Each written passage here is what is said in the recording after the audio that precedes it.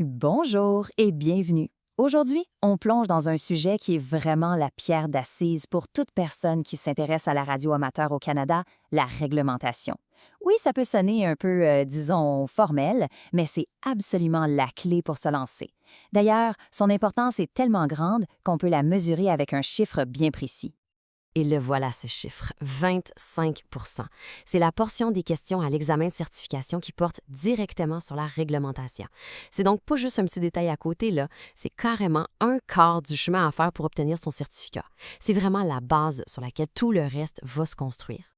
Alors, pour y voir clair, voici notre plan de match. D'abord, on va regarder ensemble c'est quoi les règles du jeu.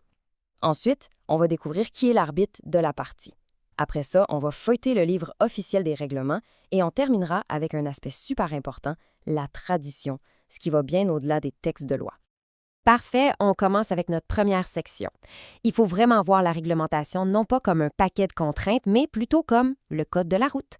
Le but, c'est simple, s'assurer que tout le monde peut communiquer de façon sécuritaire, efficace, puis surtout sans se piler sur le pied. C'est ça le vrai point de départ de l'aventure. Donc, ce qu'il faut retenir, c'est ça. Avant même de commencer à penser à l'équipement ou à la technique, la maîtrise de ces règles-là, c'est la toute première étape. C'est non négociable. C'est ce qui fait la différence entre un simple curieux et un opérateur certifié, prêt à émettre en toute confiance et en toute légalité. Bon, si le monde de la radio, c'est un jeu avec des règles, qui est l'arbitre alors? C'est le temps de rencontrer l'autorité qui siffle les coups sur les ondes au Canada. Et le voici, notre arbitre officiel, Innovation, Sciences et Développement économique Canada, mieux connu sous le sigle ISDE. En gros, c'est le ministère du gouvernement fédéral qui gère tout le spectre des radiocommunications au pays. Ça inclut bien entendu le service de radio amateur. Ah, et un petit détail super important à savoir. Avant 2015, ce ministère-là s'appelait Industrie Canada. C'est très possible de tomber sur ce vieux nom dans d'anciens manuels ou sur des sites web. Pas de panique, pour nous, ça veut dire la même chose. Excellent. On sait maintenant qui est l'arbitre. Alors, il est temps d'ouvrir son livre de règlement. On plonge maintenant dans les documents officiels qui forment vraiment le squelette légal et technique de la radio amateur au Canada. Ce sont les textes de référence. Voici les principaux documents. Tout en haut, on a la loi et le règlement sur la radiocommunication. Pour faire simple, la loi, c'est le grand cadre et le règlement, c'est le mode d'emploi de tous les jours. Le TAC, lui, est super important. C'est la carte qui dit qui a le droit d'utiliser quelle fréquence. Et portez une attention particulière à la colonne appellation parce que c'est ces petits noms-là qu'on va utiliser tout le temps. Et juste pour être sûr que tout le monde suit, on va décoder ces sigles-là. Une CIR, c'est une circulaire d'information.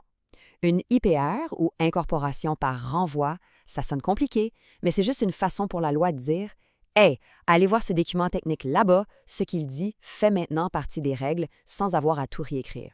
Juste de connaître ces termes, ça aide énormément. On arrive maintenant à notre dernière section, et c'est une section qui touche à quelque chose de plus subtil, mais qui est tout aussi essentiel, parce que les règles, eh bien, elles ne sont pas juste écrites dans des documents officiels. Elles sont aussi façonnées par des dizaines d'années de pratique. Faut savoir une chose, à la fin des années 90, il y a eu un grand ménage, une simplification des textes de loi. Le résultat, certaines directives, qui avant étaient écrites noir sur blanc, ont comme disparu des règlements. Pourtant, la communauté continue de les suivre, par tradition, par respect et par bonne pratique. Et cette citation, elle résume l'idée à la perfection. Au-delà des lois, il y a un esprit, un code de conduite qui n'est pas écrit. C'est cette fameuse tradition qui guide le radioamateur. Ça nous rappelle que faire de la radio, c'est aussi faire partie d'une grande communauté mondiale qui a sa propre histoire et ses propres valeurs. Et voilà, le tour est joué. Le cadre réglementaire devrait être beaucoup plus clair maintenant. On a vu l'importance des règles, qui s'en occupent, où les trouver, et même le rôle crucial que joue la tradition. Les fondations sont solides, alors on est prêt pour la suite du parcours?